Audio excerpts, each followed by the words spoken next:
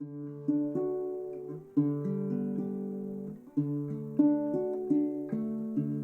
you ready, George? Let's get this going. I'm looking forward to this one. Welcome to the Sports Wrap. George Ringer, and of course, the superstar. We got Wyatt Ulrich in the house. But we had to come all the way to Fargo to find you. So, but it was worth the trip.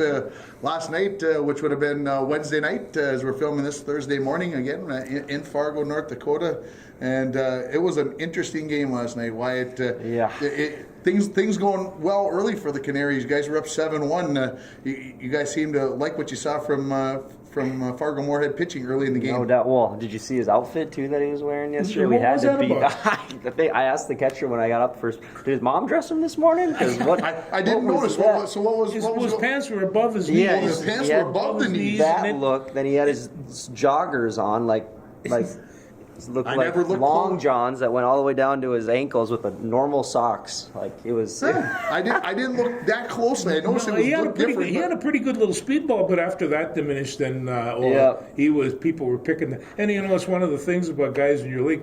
They can hit the fastball. Doubt. There's a lot of guys in this league that can smoke that kind of pitch. But it was. I'm definitely not gonna forget that game because we had a lot of things going for us, and then. I don't know, just what was it, the fifth inning? They started to chip away at it. They got one back, and then they got three in the seventh. And they had some guys that could hit. I mean, they could really swat it, and and then they got a couple extra runners via the. Of course. But I'm going to tell you, and it's for everybody. Go see a minor league baseball. That's as exciting as it gets, and they got the Saints down there in Duluth, but I really had a good time last night. If I lived anywhere near a minor league club, I would be a regular, no doubt. There's a lot of season ticket holders, that's for sure. Because of that.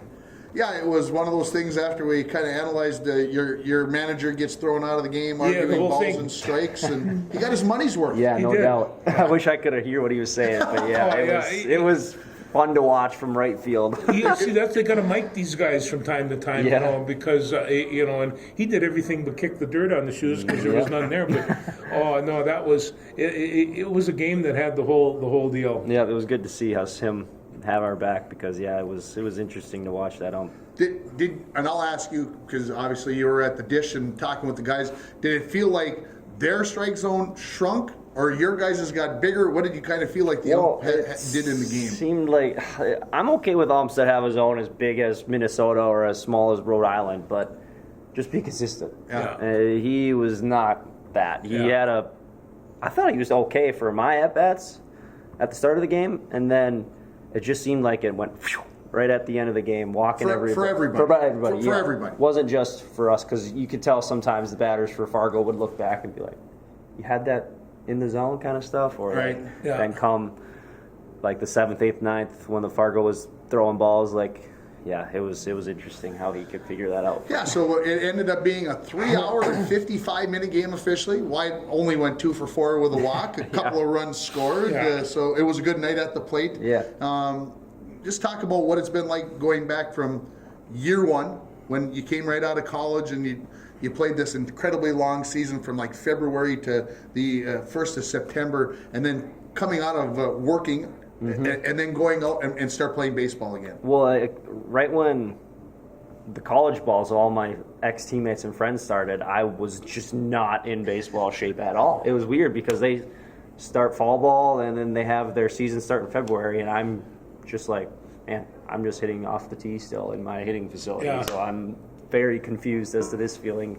But working in the off season, and then we got in Sioux Falls on May 3rd, I think, and that's the end of the school season. It was a weird feeling for me in the beginning of the season, scratching and itching for baseball. But I was kind of worried being not ready. I don't know if that's the right word, but it was just kind of an interesting feeling to get back in baseball shape way later than normal, but figured it out. So it's June 8th today. Do you obviously you're over a month in. Do you kind of feel like you're seeing the ball like you were seeing it last year? No doubt. Well, and I think I was just telling my dad a couple days ago, we already are almost a quarter in. Doesn't seem like it. There are 25 games or whatever. But that first couple weeks, you're shaking like a leaf, trying to hope you still have what you had last summer, and having all those thoughts in your head. But once I would probably say a week or so went through. I was back to normal. That's why they have spring training, because Exactly. everybody feels like that. No doubt. To see some of those 100-mile-an-hours come at you, and you think, "Oh, that one sounded a little low," because you didn't see it. Yep, exactly. Yeah, you were busy last night out in right field. We were talking last night that the lights at the field in Fargo maybe not as bright as a lot of places that you play, and maybe not as high. Well, yeah, I don't really know. I guess Sioux Falls is kind of the same way. We brightened our lights this summer, so that's pretty nice too. But yeah, some fields have like Chicago's. They have the really nice LED looking ones, but they're like facing down, so it's hard to see there. Whereas places like Milwaukee, you don't want the ball going up in the air because it's too bright. But come like seventh inning at a lot of fields, you just got to get acquainted to what the lights are like. But yeah, it wasn't like it was anything crazy, but it's just not Target Field-esque where you can see the ball 500 feet in the air. But yeah. No, if you take a look, I believe the first pro game was in Cincinnati, like 1933 or something, and the outfielders were really confused because they go up in the air and it would just disappear, and then bam, and all of a sudden it'd be there. Exactly. And we'll never get used to this. This won't work. And Wrigley Field took it that way until when? The 80s. To 1988, before That's they really had lights. Yeah. Huh. You had a ball early in the game last night, looking into the sun.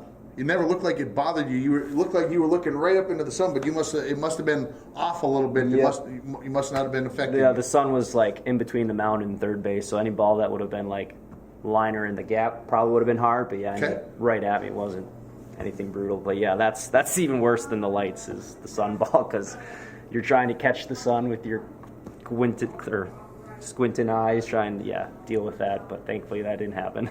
The tough loss last night, you guys, as we mentioned, were up 7-1. They tied after the seventh inning at 7-7, goes scoreless in the eighth. You guys get one in the ninth, and you're like, we got this, right? Yeah. we're gonna hang on and win this. And that's when Canary Ball took over. I don't know. It just like it was, and I mean, there were a couple of looked like they were going to be double plays, and they just didn't turn out with some great fielding in between. Yeah. It just it was the near double play ball where the shortstop that you've been talking about comes across and makes a great slide. And matter of fact, I almost thought that they were going to call him safe at second base because I thought he was ahead.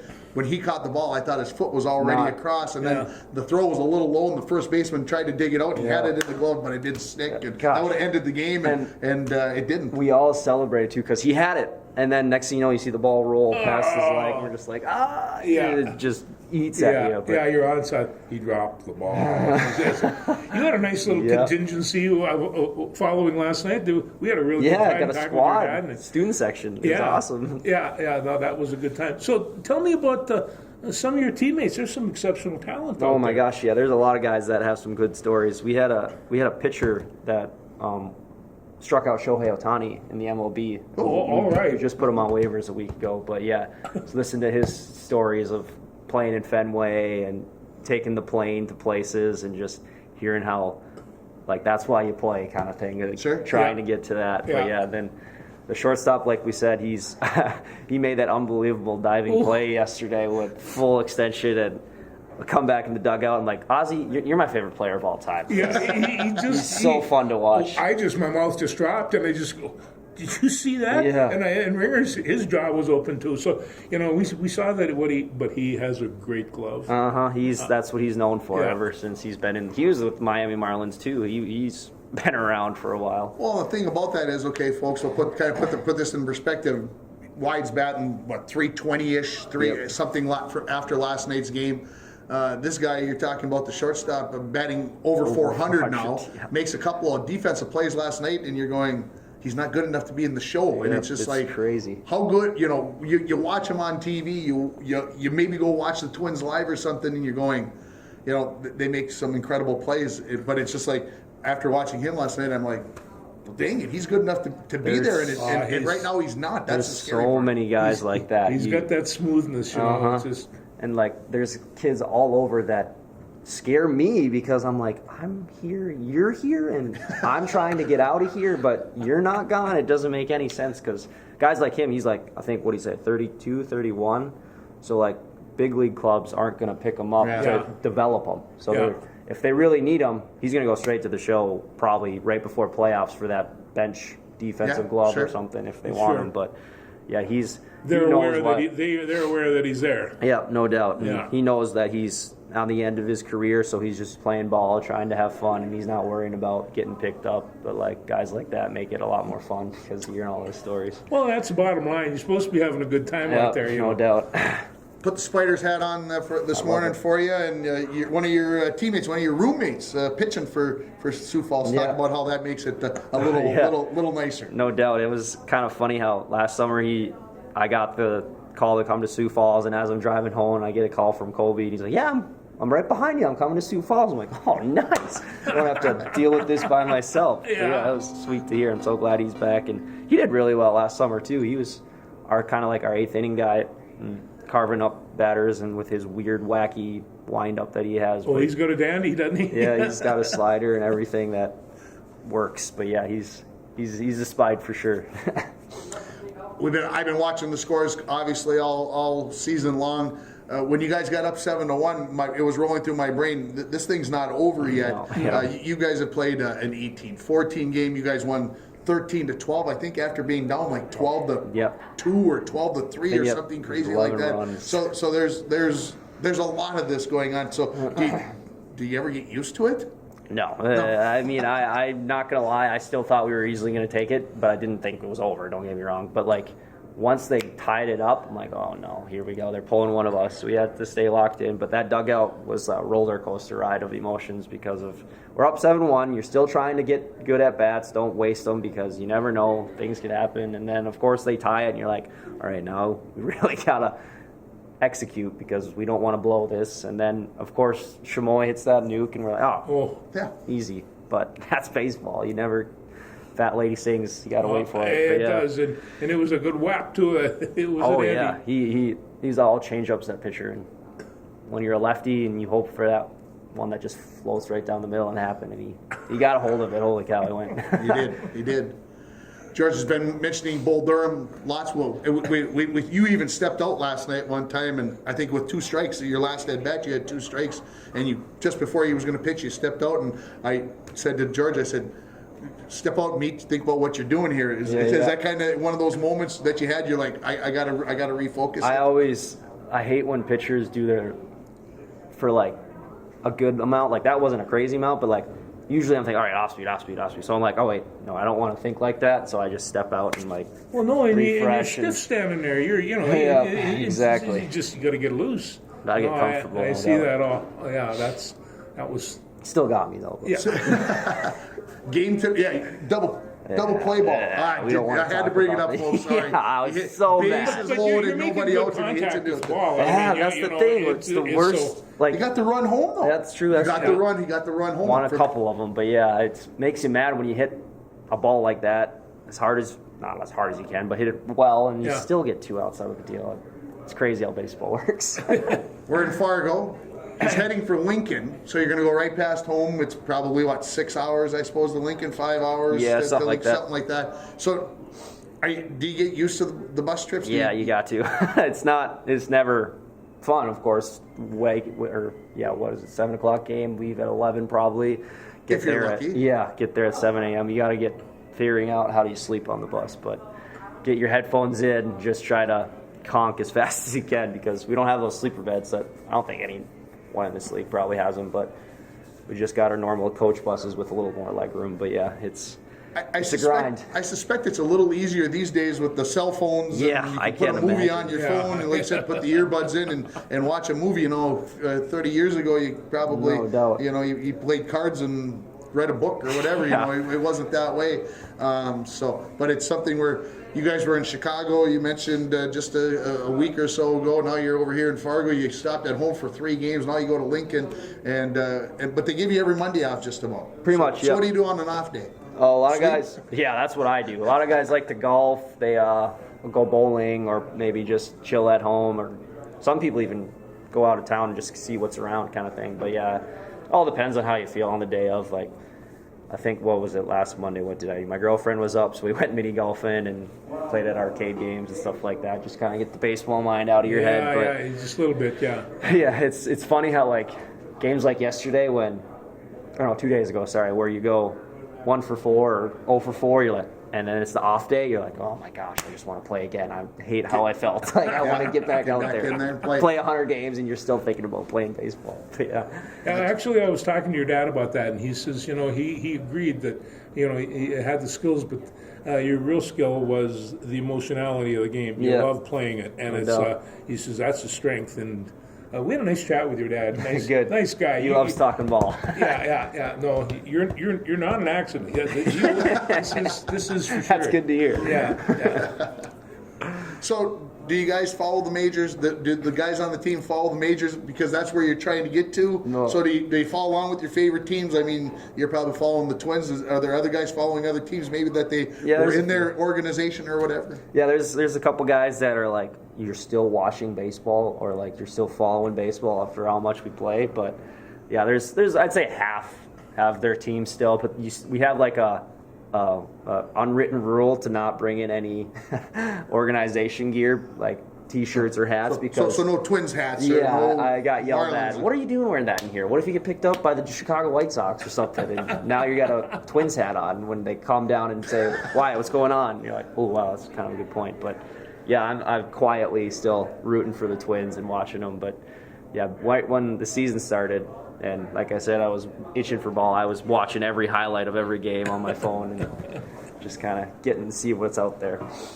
Okay. Well, let's talk a little Major League Baseball. George, the Twins get a win last night, 8-1 over the Yankees. Yeah, they're driving me nuts. I can't figure out. They lose some of their best players and then start swatting the heck out of the ball and beat the Yankees and take Toronto in 2 and who knows if they come out with a win tonight. Yeah, if they could get 2 out of 3, win the series from the Yankees. I was hoping for one apiece. Would that shut everybody up? Well, and that's what I was talking to my dad yesterday. I was like, so if we beat the Yankees, we must be good, right? Because that's our kryptonite. Whenever we play the Yankees, we usually get swept. That's right. Yeah. It's right. It's true. Before they started the series, since 2000, the Twins were 47-116 against the Yankees. Think about that number. That's a phenomenal stretch the other way. But everybody was upset early in the season. There was the swoon there that they had early on before you started playing ball. Yeah. And last night they get 5 pretty good innings from Chris Archer, who they keep just bringing him along slowly. And everybody's like, when are they going to stretch him out? I don't think they're ever going to stretch him out because they know they've got a guy who was super talented, is super talented. Let me rephrase that.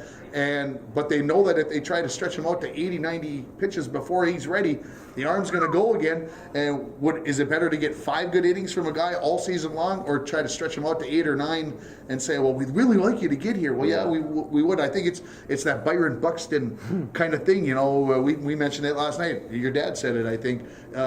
Is 2/3 of a season from Buxton better than none? Mm-hmm. And I think that's the approach the Twins are taking with a lot of the players. What I'm kind of amazed at is the boys are jumping on the bus from St. Paul and coming over to Target Field, and they're really doing well. Yeah. Smeltzer is over there just throwing bullets, and everybody that comes in gets their first major league home run. I'm just thinking, who's this guy? Oh yeah, they brought him over last week, and it's just so they're the Saints put up an 8 spot in the first inning last night and won 12-2. They got things. Like I said, they've won 3 in a row now, so hopefully they can do that. I don't know. Kirilloff, I looked this morning. He's batting .333 right now in St. Paul, and I'm like, how long till they bring him over? Well, they can't be long. That type of thing. It's one of those. AAA 333, what does that translate into the majors? But right now he seems to be seeing the ball so well. But it does seem like every time he comes over and starts playing with the big club, the injury that comes back or things don't go right. So I'm hoping that he's going to turn the corner here. He seems like that. What they joke about the 4A player, because every time he comes up to Twins, you're all excited. He's doing super well with the Saints, and then he either gets hurt, like you said, or he just strikes out all the time. Well, and Bryce Lewis too. It's just like And he's the hottest bat in the team, and they send him back, and they bring him back a couple weeks later. He hits the wall. Of course. Now he's out, and it's. Larnick and Garlick, both a couple of young guys again that have had their chances, and they've been hitting the ball well, especially up in Toronto. And then the injury bug, it just seems like it's cycling around. Celestino had the COVID issue, Correa. So it seems like, and then of course How about Luis Ariz, who's leading the majors in hitting and on-base percentage? I mean, Legend. come on. He is just insane these days. He's my favorite player, Oh, man. yeah, and I Batting, understand what do you why. say, 400 in May with an on-base of 500? Like, Oh, how yeah. is that possible in the MLB? Like, that's And- Little League numbers. And look at that guy. How would you like to block in home plate when he's coming at you? I mean, this guy is really a piece of physical fitness. Well, it reminds me a little bit of the guy doubt. to my right. I think that's a pretty good compliment. Yeah. I think that they kind of play the game the same way. Want to put the ball in play, use your speed, and Exactly. speed. And, Yeah. He's my player comp for sure. Yeah. that one ball. I know you were out in right field, but how high did that one ball that hit out in front of? It might have hit the front of the plate. That ball must have bounced about. It was like off the turf. The ball bounced about 40 feet into the air. It was Oh, it was the an easy Fargo infield. kid? Yeah, the Fargo kid. Yeah. I'm like, It happened what did he twice. hit? Where- Yesterday it happened too. Like, I think they really packed down that right in front of home plate. It wasn't Okay. the plate because it happened once where it like hit the ridge even, so it slowed down. But yeah, that's home field advantage right Well, there. how Using often the you see the shortstop waiting Baltimore for it chop. to come down? Yeah, it was like, come on. Well, by the time he got it, it was too late. Okay, have you been following along with the NBA at all? Yeah. Yeah. Playoffs I have been, but I Okay, guess well, a little. the Celtics go up 2-1 last night. They hold Golden State to 11 points in the fourth quarter. Yeah, you can't win that way. I don't understand. That's For the whole 11 series, you mean? Well, I know for just yesterday? in last night's fourth quarter, 11 points in the fourth quarter Because last night. didn't that happen game 1 too, where Warriors were up by like They were up 15 9, or yeah, and then something? got wore down in the fourth quarter or something. Only scored, I think, 16 in game 1 when they lost. So I don't know if it's bought. I didn't get to watch any of it because we were watching this guy. But obviously, is this thing going 7? Yeah, I think, I brought it up to Bolstead the other day that I thought that this was kind of the old-time classic series. And by what I mean is if you can hold a team under 100, you are going to do real well, and we're going to have a lot of games where it's not going to be real heavy scores. That being said, every game that they've played, they've either won or lost by 25. Yeah. So, but the Celtics have pretty good defense, and if they can bring that defense down, they'll probably win. But it's going to go 7. So they play Friday night, then not till Monday when they fly back out, and then wait, it's 2-3-2 in the finals, I think. Yeah. So anyway, they don't play till Monday again. So by the time we tape our next show, they'll probably still be playing. We were talking on the radio today about Boston fans and the fact that if the Celtics go back to Boston and lose the next game, they're going to get booed out of the floor. And I said, Boston fans are brutal. They always have been, and it's just that it's passion, man. passion. They care They're so much passionate about it. people, Yeah. All right, let's talk a little hockey. You following hockey? Chris? Yeah. He's got to follow the hockey, of course. And what do you think about the Lightning and the Rangers? 2-2 Game 5 tonight. It's in New York. Obviously, who wins this game puts themselves obviously in the 83% range of winning the series. Yep. You got thoughts about what's going to happen I tonight? don't know how the Rangers are still eligible to win the series. I Like, got to agree. that Shesterkin or whatever, Shesterkin, yeah. something like that is unbelievable to watch. He's Henrik Lundqvist 2.0 he's a smaller version, but he's just as athletic. Like, it's crazy how good he is for being in the league for that much years. But I don't know how anyone's going to beat the Avalanche, in my opinion. They're a But really good hockey how team, aren't they? They got Yeah. everything from top to bottom. And they had their backup goaltender when they won the last 2 up in Edmonton, a very I believe, good or 2.5 backup games. goaltender. Exactly. So, Yeah. of course, Wyatt, a former goaltender, that's Yeah. where he's going to go right off that's the where I'll bat with the goaltender. So, all right, so we got Game 5 tonight in New York. Who wins it? Because Well, I mean, I'd pick Tampa Bay, but you never, it all comes down to Shesterkin every game, it seems, because I think it was game 1 where they were outshot by 10 or 15, and he managed to win, and then, I don't know. I'd still pick Tampa Bay just based on all-around team, but when it comes to the playoffs, Marc-Andre Fleury is known for it, of stealing game after game, so it could go either way. And you from an old goaltender, and I know a lot of goalies, but at this time of year, they do shine. Mm-hmm. And you better have a goaltender that can, or you don't get the win either. Exactly, and that's back to our Yeah. home team of the Wild, where you don't know which goalie to pick. They say it's a good problem to have, but man, I don't know if that's a it would good drive problem. me nuts, I would too. hate it for Yeah. the playoffs. Yeah. it's a difficult situation. I said even after Game 2, after the Rangers took Game 2, I said the Lightning will win in 6. I'm still holding to that. Andrei Vasilevsky is amazing. He's And unreal, too. if Vasilevsky and the Lightning win tonight in New York and they go back to Tampa, we know how Vasilevsky, what is he, in the last 7 elimination games. Oh, yeah. He's got shutouts in 6 of those 7. I think if the number, if I remember correctly. So if Tampa Bay wins tonight, it's over to me in my mind. New York does not get it back to a game 7. So it's been fun to watch. But I agree with you. You talked about Colorado. Obviously, Tampa's the 2-time defending champs. If they get in there with Colorado, it's going to be a heck of a series, heck of a lot of fun to watch. But again, I think Colorado wins it. But it's I keep saying it, folks. It's tough to bet against the defending champions. It's like betting against the Tampa Bay Buccaneers and the GOAT. I think the Avalanche has a pretty good resume coming in after what they did to Edmonton.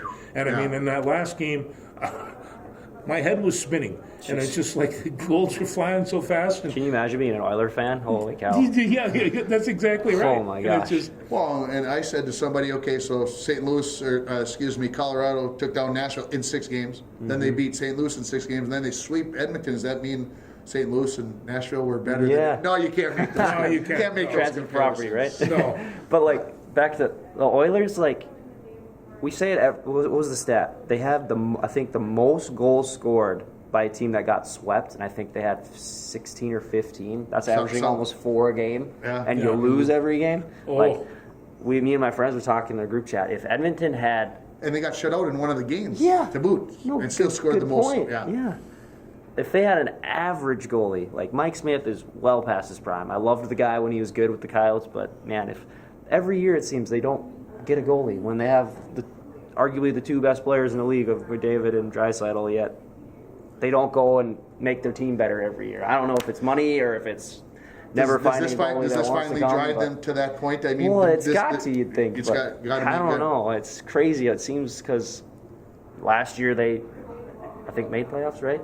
Yep. And didn't do well at all. And they said in the offseason, we got to get a goalie, And never did. Well, we watched the Wild, closely all went along. And the fact of it is, as Cam Talbot made them the success that they were, and that's on a team with a lot of talent. Yeah. And it's but he was there. He stuck it in.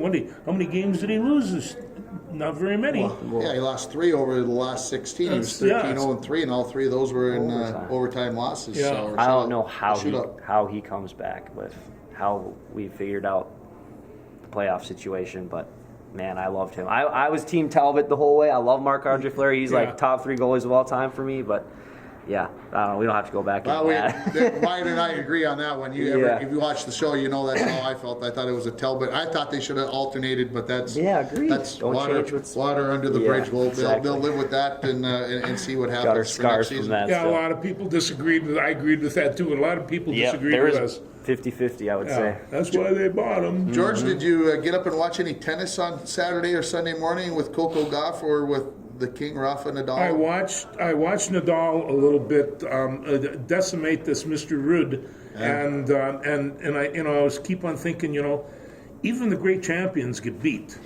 But not today, and it's just there was no way. He's just such an incredible tennis player. If I've got the number right, I know the 3 is right. He's 112-3 all time at the French Open. I was going to say 112-3. Something dumb like that. Yeah. And the two of the losses, I believe, in the semis and then one in the 4th round. But he's 14-0 all time in the championship. If he makes it to the championship match, he's money, folks. And apparently did it with a numb foot. Oh, I was going to ask. He got a cortisone shot before the match, and then went in between the 2nd and 3rd set and took another shot. Said he couldn't feel his foot the entire 3rd set, and then won at 6-love. Jeez. How do you do that? Who needs a foot? I think he's exaggerating. I'm not a Rafa Nadal fan. If you've watched the show enough, I don't like all the... You know that. So, when somebody wins a title 14 times, something that will never, ever be duplicated ever again... you could see Ruud just dissipating. as you know, after what the third set, and he's looking, how do I beat this guy? And he had no answer.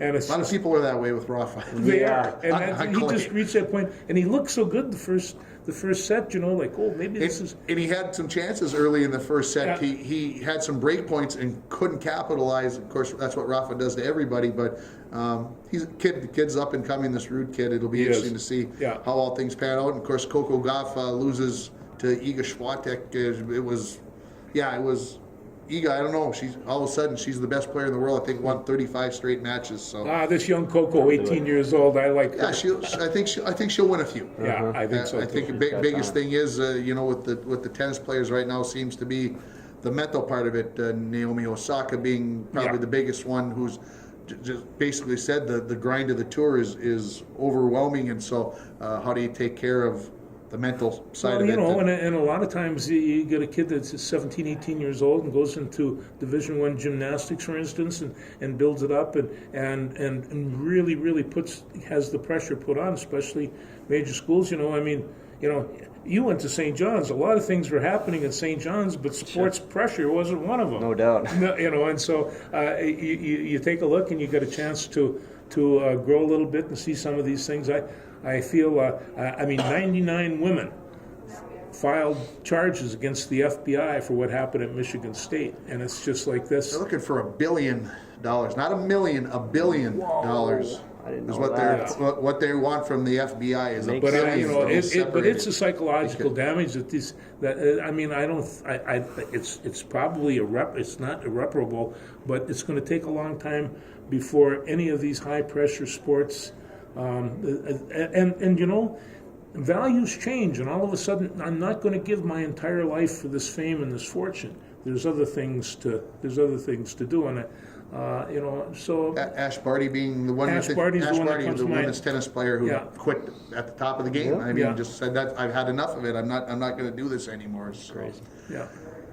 I do want to go and talk a little bit about the NCAA Women's College World Series. You should. Oklahoma 14-1 last night over Texas. Now Texas is one of the teams that has beaten Oklahoma this season, and but Texas first team ever unseeded to make the women's championship series, and then Oklahoma just absolutely destroyed them. Did you see that Oklahoma team? My Lord, they give the Canaries a run. They're unreal. They're I've seen some unreal. highlights. We had LaValle, our third baseman, his sister played for Arkansas. Okay. Oh, okay. She was the second baseman, I think.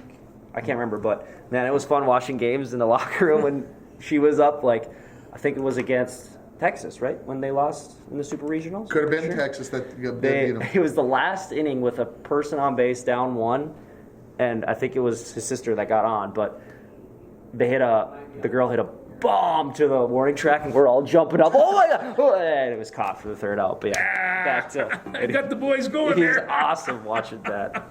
That softball's fun to watch. Texas beat Oklahoma State on a day when the Oklahoma State baseball team was the higher seed, was the seed for their regional in the baseball tournament, and loses at home. Here's this crazy stat of the week.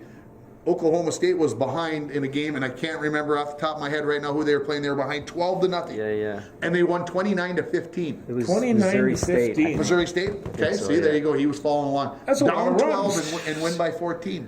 Unbelievable. In baseball, folks. That's not a football game. That's a baseball score, 29-15. There was a lot of teams that got 20s put on them in that first weekend of the regionals. Of course, Super Regionals this weekend, to be followed by the College World Series in Omaha. And sure wish Eli and I could go to Omaha, man. I've been down there. Last time I was in Omaha was 2018. Man, can it be that long? Can't be that long ago. Anyway, it's the best trip ever. Oh my gosh, you I wanna go so bad. I know someday when you get done playing ball, you'll find a way to take in that trip, and again get down there early when all 8 teams are there, because Omaha is crawling with the Craze fans because they'll have a chance to win, right? Yeah. So if you get there on that Friday, Saturday, Sunday when all 8 teams are still alive, the place is a mecca of colors and barbecues and my gosh. people tailgating. It's the best, folks. I'm telling you, if you're a baseball fan and you don't make it to the College World Series, you've missed out. You can go to all the baseball parks, go to all 32 major go to the College World Series. You'll love it. It's So well worth you know, the you trip. got all these guys out there, and these it's that time of year where contracts are going to start coming out. and they want a performance. I mean, they want to be able to impress the scouts. They're looking for this is big time for these college kids. And so that's what makes it exciting to me. I mean, they're doing it for their team and for themselves and for their family, and it's it's such a hard thing to do, make it into the majors or even get a professional contract. That's just a lot of pressure too. Yeah, you bet. It's like the state hockey tournament for Minnesota. That's where everyone used to want to go to show off their stuff for scouts, because that's where the best players are, and that's where they're going to get the most exposure. And the arena's full of scouts. Exactly. Yeah. They're everywhere when that comes. Well, back to random regional, did you see Tennessee in the last game against? I did. Did you see that guy that hit the ball past the center fielder, rounding first base, flicking off the outfielder as he touched first? Oh, I did not see that part. Oh my God, it made me so mad. He did one of these things where he thought he absolutely laced it, so it was right at him, the hardest thing to do. He takes a step in, and then it absolutely burns him, and the Tennessee guy, as he's rounded first, giving him the bird, like, let's go, does all that. Oh, I'd ear-hole the next guy. I don't even care if it's the regional, but, man, how... That was against Southern Mississippi, right? Right? Was that the game? No, Georgia Tech. Georgia Tech. Yep. How, as a coach, do you let that happen? Oh, you don't, and I tell you, every team is a reflection of the coach, and I mean, it just is. And I was talking to your dad last night about a guy that I played with at UMD. There was no swearing on Jim Molosky's team. You would be doing sprints, you would be doing something that just wasn't done. And that we were talking about the All-American Vern Emerson, and even Big Vern didn't swear in front of Mo. This was just not done. And on the sidelines, he'd rip you a new one. You might swear it was Enrique Pressley. I didn't want it. No. Yeah. So no, I agree. It's a reflection of where the team is at and how much class it has, and a classy team wins. And it makes it sad too, because when like they won the regional, and you're just like, wow. Now I loved watching them, and now they're just the guys you think of that are the bullies, and you just root against. Well, then you can always remember them for one thing, and that's it. The man's reputation is tarnished, and his team is as well. Brutal. Yeah.